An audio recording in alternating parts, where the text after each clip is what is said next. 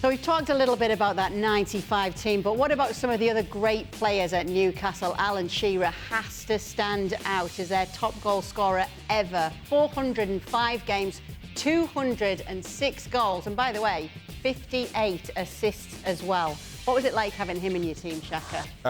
What a finisher. What a player to play alongside. What an example to have. I don't think there's anybody who worked harder on the training ground than Alan Shearer. So much of finishing just came natural to him, but he also just he put the work in on the training ground.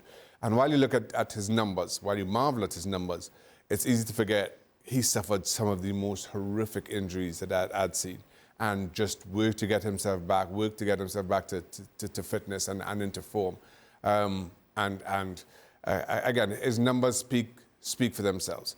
But as a player, he was such an inspiration. He was an inspiration to us, and then being a local lad as well, as a Geordie, starting his career in Southampton, winning a title at Blackburn. Sir Alex Ferguson and Manchester United wanted him, but he wanted to come back to his native northeast, and in the end did so in what at the time was a world record transfer to start that 96-97 season. And again, that just gave the entire city a lift. I don't think you can fathom what it means to a city like Newcastle to have one of their own leading the line. As a striker at that time as well, Jan, it must be hard to not have admired Alan Shearer. Absolutely. He was a role model. I was studying a lot how he did it. He was perfect in going into the defenders, knock them a bit out of shape, and then he will keep the ball for you, because it was not only he was a goal scorer.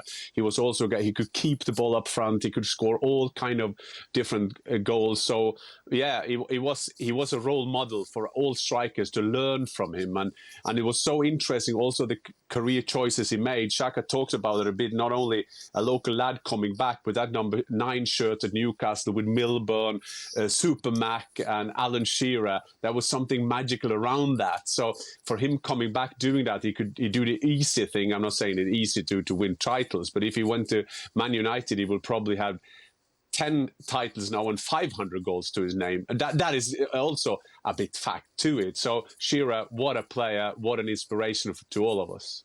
Speaking of other local lads, Paul Gascoigne, born and started out there at Newcastle. What a special talent he was, Stevie. Yeah, I mean, you always hear people talking about somebody having a ball glued to their foot. And this was a guy who, when he ran with the ball at his feet, you couldn't try and take it off him. Because if you did, he would wait for the slightest bit of movement and go another way with the ball tied to his foot.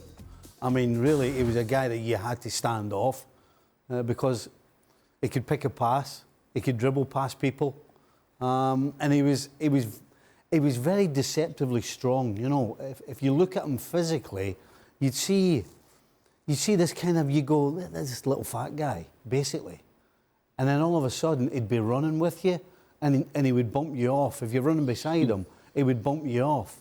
And I have no idea where the strength came from, because he would tell you his diet was the worst ever, worse than mine.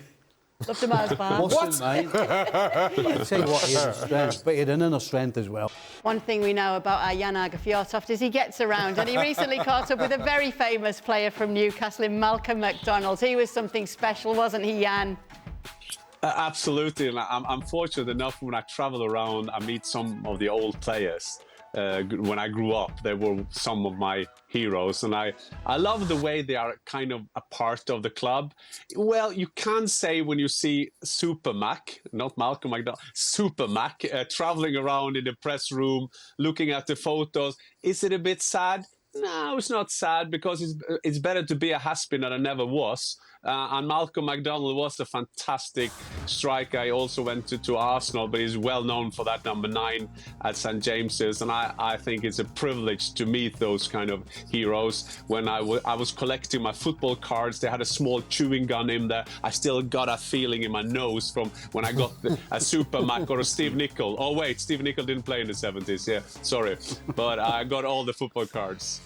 Yeah, talking about the football cards, because obviously Kevin Keegan was the manager in 95-96, but let's not forget he was also a player and completely beloved at Newcastle as well, Stevie, and you can understand why he was loved as a player.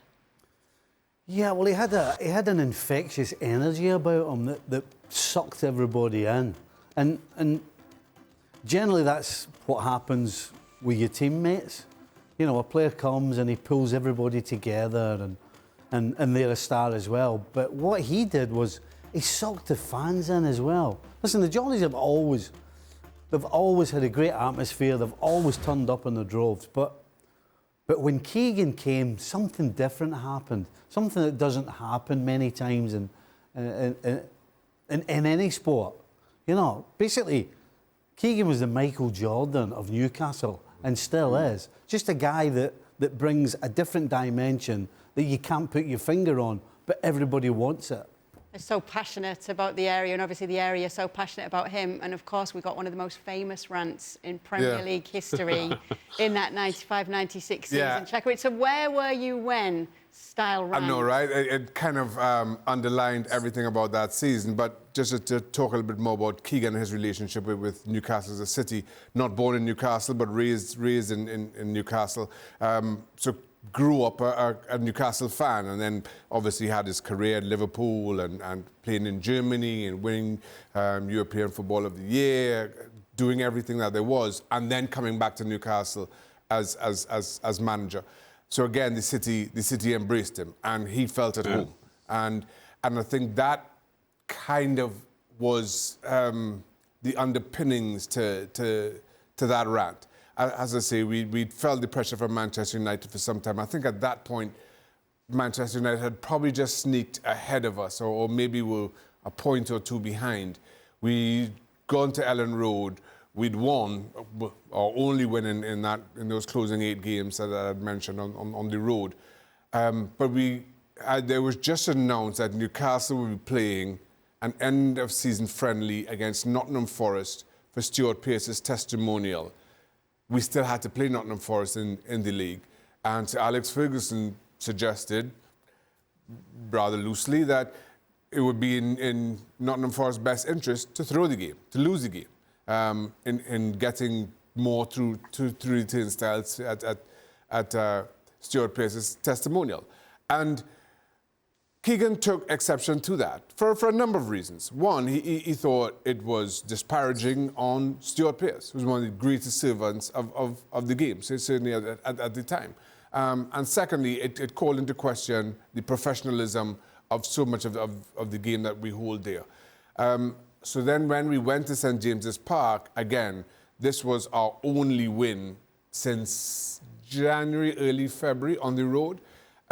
Emotion got the better of him. And I remember it well, but to this day, I sympathise. Let's say very quickly, though, Newcastle have taken you to their heart and vice versa, Shaka. It's a very special city to you too. It is. I loved my time up there. I loved everything I was able to do, some of the things that I was able to achieve, awarded the Freedom of the City earlier this year on the...